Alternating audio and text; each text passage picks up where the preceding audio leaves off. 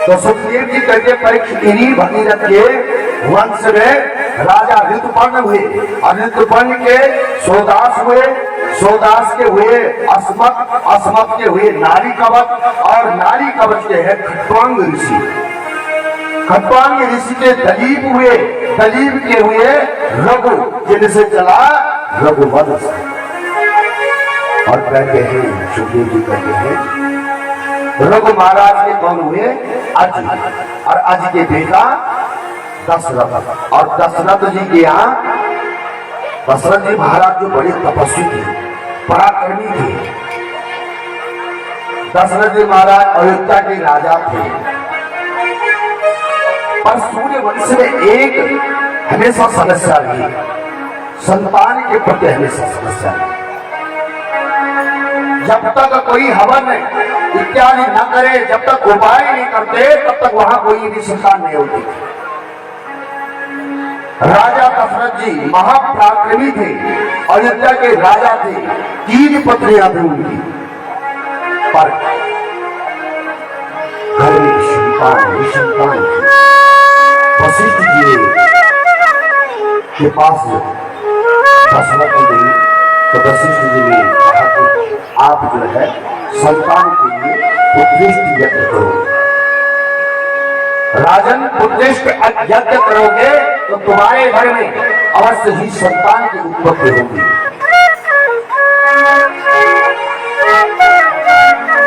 तो महाराजा दशरथ जी ने पुत्रेष्टि यज्ञ किया और उस यज्ञ से, यज्ञ कुंड से क्षीर का चरु लेकर के स्वयं अग्निदेव वहां प्रकट हो गए और राजा से कहा कि ये जो है अपनी रानियों को खिला दो। वशिष्ठ जी की आज्ञा से बड़ी रानी कौशल्या को आधा भाग और आधा भाग सुमित्रा को और केकई को बांट दिया। तीनों रानियों ने अपना अपना भाग ग्रहण कर दिया। जो पुत्रेष्टि यज्ञ से, यज्ञ कुंड से क्षीर का क्षीर निकला था, वह आधा आधा भाग सबने लिया। अब तीनों रानी जो है गर्भवती हो गई। आज अयोध्यापुरी दुल्हन की तरह सज गई है। सब लोग मन ही मन में आनंद और उल्लास मना रहे हैं।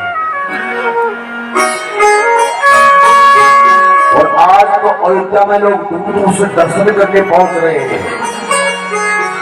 जिस समय राम जी का जन्म हुआ होगा वैसे ही दुल्हन की तरह अयोध्या सज रखी होगी। अपने मन को, अपने मन के भाव को अयोध्या ले जाओ।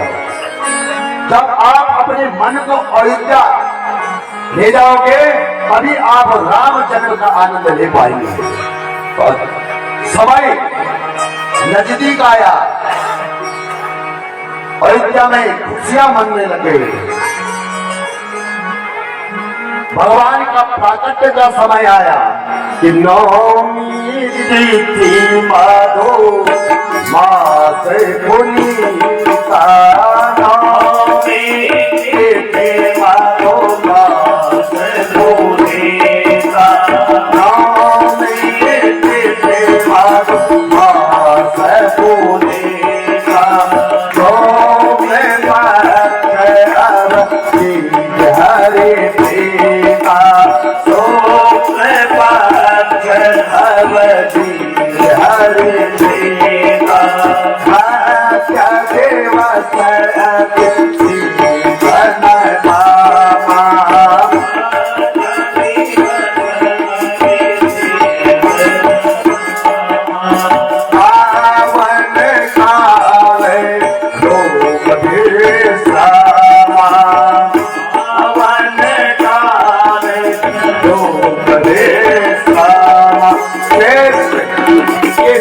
पक्ष की नौवीं तिथि अभिजीत मुहूर्त और दिन के ठीक 12 बजे श्री राघवेंद्र का प्राकट्य हुआ।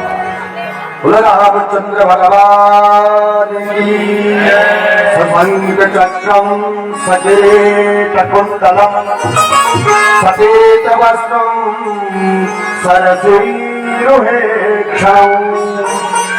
सहार वक्षस्थलकोस्तुभं श्रियं नमामि विष्णुं शिरसां चतुर्भुजं।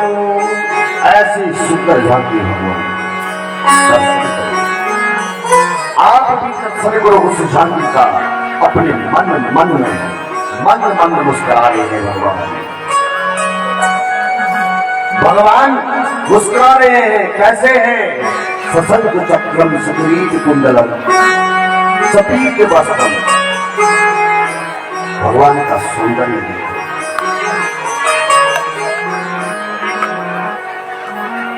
अभी किसी को पता नहीं है कि भगवान का जन्म हो गया है, अभी किसी को पता नहीं है। दशरथ जी को भी पता नहीं है, सैनिक मंत्री किसी को पता नहीं है कि राम प्रकट हो गए हैं। केवल माता कौशल्या को ही पता है। इसलिए कहते हैं कौशल्या हितकारी। अभी सिर्फ कौशल्या को ही पता।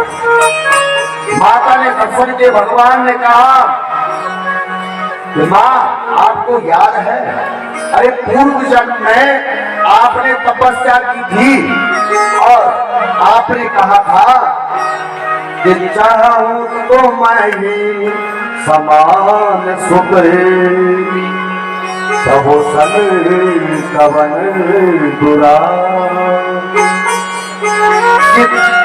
मैंने तब तुमसे क्या कहा था कि आप सर से खोजूं कहां जाए तब तनय हो मैं। इसलिए आपका पुत्र बनकर के आया हूं। आपने मुझे मांगा था तपस्या और मैं आपका पुत्र बनकर के आया हूं। माता जी देखिए, मुझे देखने के लिए लाखों नर नारियों की भीड़ लगी है। आप जल्दी से दरवाजे खोल दो, द्वार को खोल दो, जल्दी से लोग मेरा दर्शन करेंगे। कौशल्या माता कहती है कि आपको मैंने कहा था पुत्र बन के आओ, और तुम तो यहाँ पुत्र कम दिख रहे हैं, पिताजी बन के जा रहा है। अरे ऐसा पुत्र आज तक किसी का हुआ है? कैसे भगवान तो प्रकट हो गए वहां। और कैसे? सशंख चक्रम सगरीत कुंडलम सटीत वस्त्रम सरसीरुहेक्षणं सहार वक्षस्थलकोश। भगवान सारे आयुध सहित चार हाथ भगवान के सुदर्शन चक्र लेकर के वहां पहुंच गए, प्रकट हो गए कौशल्या के साथ। तो कौशल्या मां ने कहा कि ऐसा कोई पुत्र होता है? ये चार हाथ वाला पुत्र अगर कोई देखेगा तो ये बोलेंगे कि क्या हुआ, ये हाथ हटाओ। तो भगवान ने दो हाथों को जो है अंतर्धान कर लिया। मां कहती है कि ये दो हाथ से चलो ठीक है, लेकिन जो तुम ये शंख चक्र गदा पद्म लेकर के यहाँ आए हैं तो ऐसा पुत्र आता है तुम? तो भगवान ने तुरंत आयुधों को अंतर्धान कर दिया और कहा अब तो द्वार खोलो मां। तो मां कौशल्या कहती हैं कि बेटा जो है ये 30 फुट का नहीं होता है। आज तक किसी का बेटा देखा है इतना बड़ा, इतना लंबा बेटा किसी का पैदा हुआ आज तक? अरे छोटे बनी फिर बात भगवान छोटे बने। अब तो द्वार खोलो मैया। राम जी ने कहा मां इतनी चीज, कभी कहते हाथ हटाओ, कभी कहते शंख हटाओ, चक्र हटाओ, बहुत परेशान करती। क्या क्या नहीं करवाती हो? छोटा हो गए और अब कहती है मां कि छोटा होकर के नंगे हो जाओ। ये ऐसे बड़े बड़े कपड़े लेकर के मैं मार के क्या दिखाऊंगी? भगवान ने कहा जब छोटे हो गए तो नंगे होने में फिर क्या है? इसीलिए कहते हैं माता तुम्हें बोले तो मत रोले कजहू आया रूपा की ऐसी सोलेला अति प्रिया सेला यहाँ सुख परम रूपा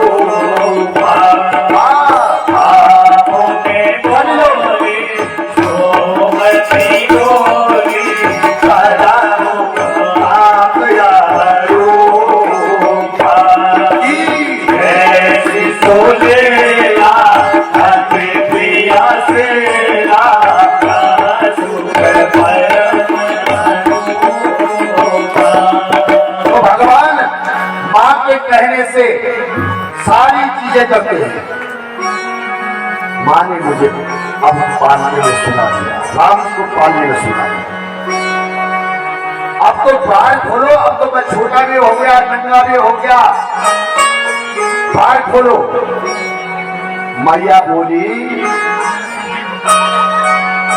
तो सब देखना चाहते हैं ना, अब देखने के लिए तो तुम्हें पहले रोना पड़ता है। जब बच्चा पैदा होता है तो रोना शुरू कर देता है।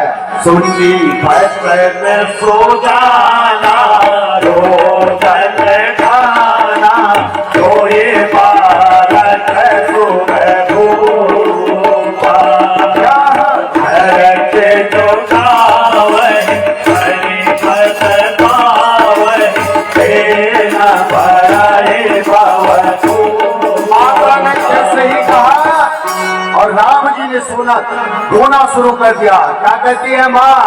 जैसे ही भगवान को कहते सुनी बचन सोदाना, रोदन खाना, रोए बालक सुबह भूपा,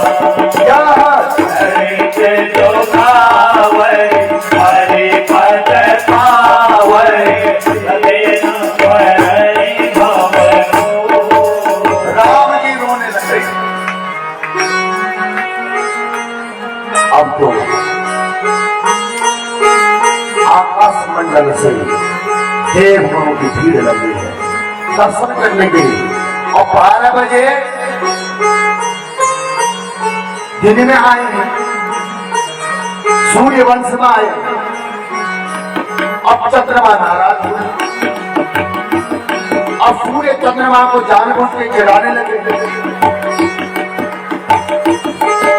क्योंकि सूर्य ग्रह चढ़ा रहे थे भगवान को।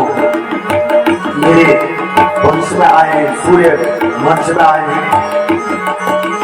तो भगवान ने चंद्रमा को समझाया कि कोई बात नहीं है, अरे इस समय में सूर्य वंश में आया हूं, अगली बार चंद्र वंश में आया, और इस समय दिन के 12 बजे आया हूं, और आपके वंश में आऊंगा तो ठीक रात के 12 बजे आऊंगा। जब चंद्रमा इतने में भी खुश नहीं हुए तो भगवान ने कहा राम का तो मैंने जन्म लिया राम रूप में, लेकिन मेरे साथ तुम्हारा भी लोग जरूर नाम लेंगे। इसलिए भगवान का नाम क्या है? श्री रामचंद्र भगवान की।